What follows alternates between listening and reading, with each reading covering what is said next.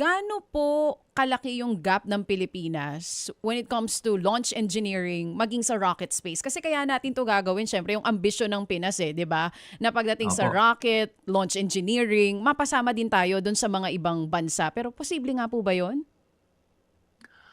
Tingin ko po, posibleng-posible po, no?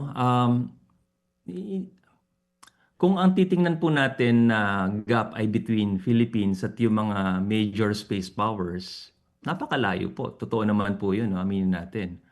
Pero yung gap po between us and siguro with our neighbors na lang po siguro sa Southeast Asia, tingin ko po kaya nating sumabay. Kasi nga po, ngayon lamang po siguro nagsisimula na government-led yung effort na ito. Pero bago po ito gawin ng gobyerno in the past few years, may mga efforts na po na nagsisimula sa mga universities natin.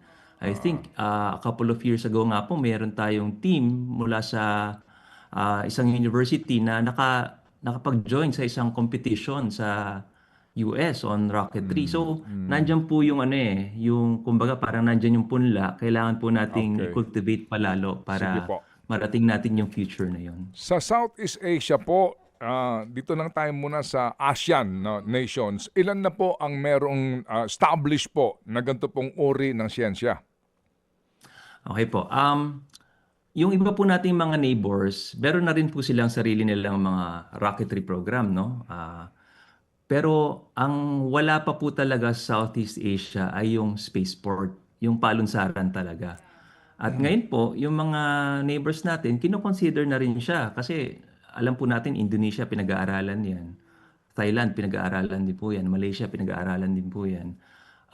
Kasi nga lahat tayo nandito sa isang region ng mundo kung saan may advantages po talaga na mag-launch from somewhere near the equator. Kasi may kaakibat yan na fuel savings, tsaka yung ano po, no, yung expanse no, nung dagat na may access tayo.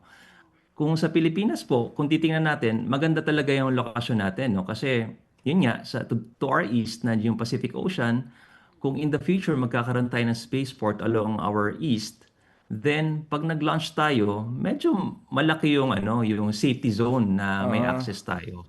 Okay, ito ba ay isa rin teknolohiya na maaari magamit sa gera? Meaning you can launch bombs?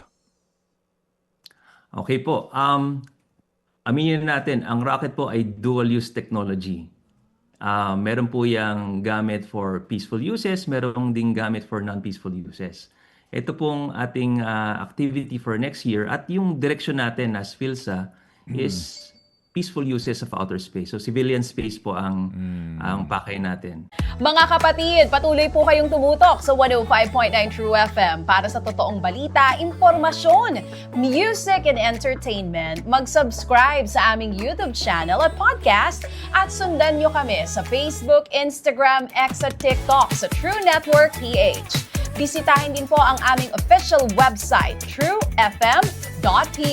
At panoorin din kami sa True TV Signal, Channel 19. Kami po ang 105.9 True FM.